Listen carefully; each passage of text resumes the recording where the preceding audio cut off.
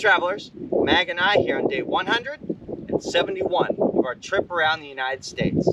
This morning, we are getting things started off in Mississippi, and we're going to be here in Mississippi for the next week, geocaching our way steadily from the northern end of the state and working our way all the way to the southern end until we pop out and make our way over to Texas. Now, Mississippi has been kind of an odd duck in the way that we have approached geocaching the states. For the most part, we'd already geocached the entire southeast region before this trip even began. Mississippi was the lone exception. If you look at my county map currently, it's a big hole in the southeast region and all of the states around it are all completely filled in.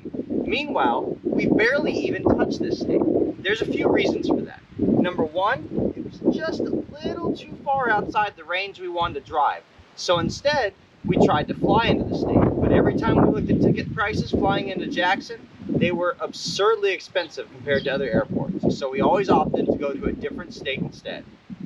We're finally here, and we're finally going to make this thing happen. For today's route, we have 310 miles to cover. We're starting on the northwest end of the state on the shores of Moon Lake. From here, we're going to progress steadily east all the way toward the other side of the state. Once we get to the eastern side of Mississippi, our day is going to come to an end when we reach the city of Tupelo, the birthplace of Elvis Presley. There's no chance we're going to make it there with daylight, so we're probably going to miss out on a lot of Elvis history there. But we're still going to look forward to a great day of geocaching our way across the northern end of Mississippi as we begin to finally sink our teeth into this side of the state. I can't wait to see what it has in store. Let's do it. Come on, let's go.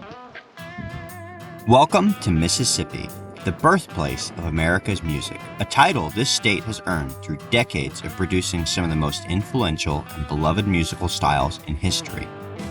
And leading the music scene from this state is the blues, which first emerged in Mississippi's Delta region during the late 19th century. As we travel the state, I have every expectation that we will be seeing a lot of history concerning the music that has come out of Mississippi.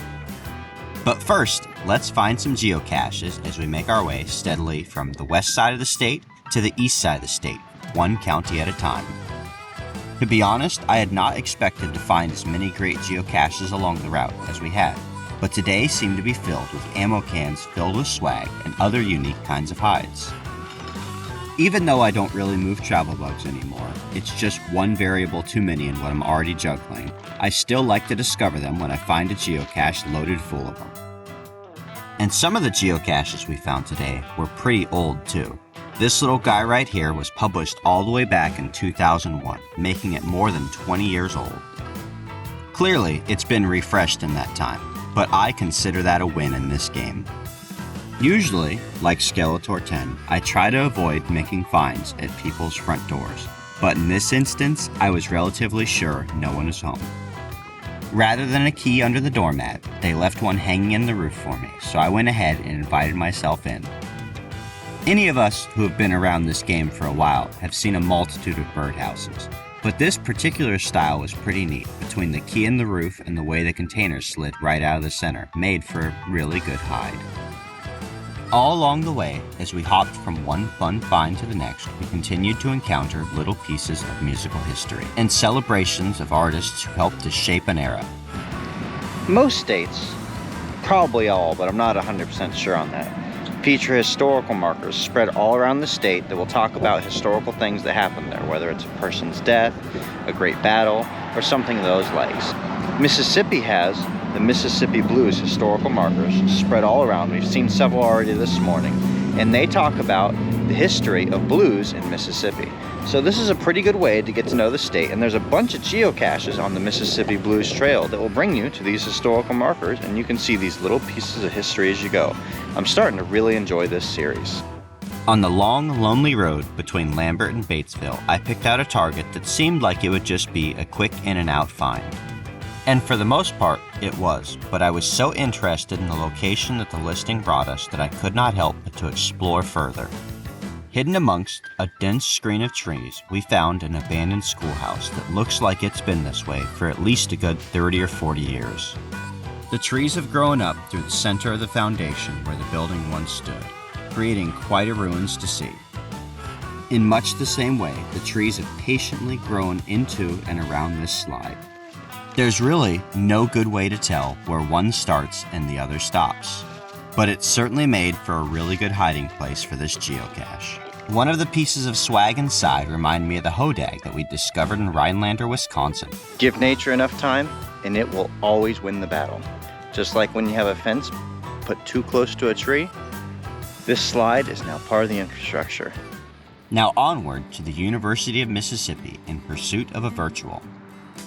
I always have just this little burst of joy when I find a speed limit sign that doesn't end in a 5 or a 0. And there we go. I'll make sure to keep it at a nice even 18 miles an hour the whole time I'm here. Scout's honor. In the middle of the campus, you can find a Confederate monument that is a reminder of the university's divisive past.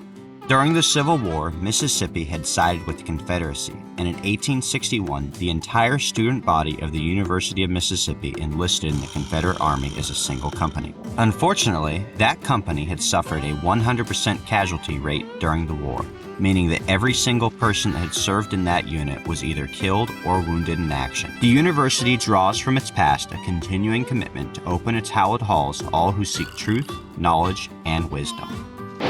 Now I may not need any fireworks, but these wacky waving inflatable arm flailing tube guys have me believing that maybe, just maybe I do. Woo! Although there were virtually no geocaches to find on our pass through Pontotoc, we still stopped in the downtown area to check out a couple of murals, the Veterans Memorial, and a local Confederate monument. While I realize that each Confederate monument is a hot button for some, I believe it is important to remember our history so we can learn from the past and do better in the future. Which is exactly how I approach my geocaching game. I have learned over time how certain things are hidden and been able to track down geocaches relatively quickly compared to how I used to.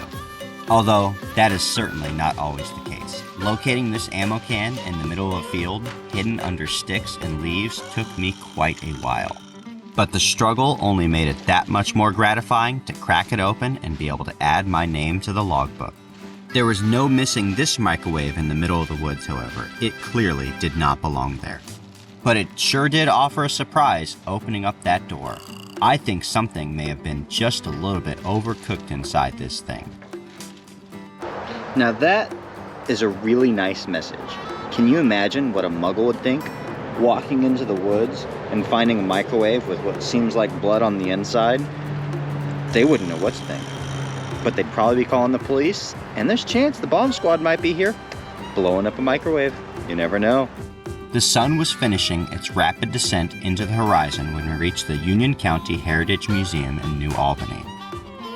I knew that we had arrived too late, so we sat down to do our exit video for the day, and then an interesting thing happened. We were invited inside. The director and staff had noticed us outside and offered us an opportunity to take a tour inside the museum. An opportunity that there was no way we were going to pass up on. For more than 20 years, they've been educating, informing, and entertaining people of all ages through intriguing, engaging works of history. There are so many interesting things to discover about Union and its surrounding counties in exploring this museum. The most recent edition, The Sporting Life, tells the many stories of sports in Union County. Professional basketball, baseball, football players, big game hunters, dog trainers, and many more are a part of this rich history. Just down the hall, in the opposite direction, you can visit the museum's oldest exhibits, dating all the way back to prehistoric times. Working your way up through time, you can view many different fossils, including the only horned dinosaur tooth of its kind found in North America. Slowly, the journey evolves, working its way up from the times of the dinosaur to times of early man and early tool use. Some of the tools on display here date back as far as 10,000 years from the Paleo, Archaic, Woodland, and Mississippian points. Early settlers made use of developing tools to harvest native woods and eventually bring about the timber industry.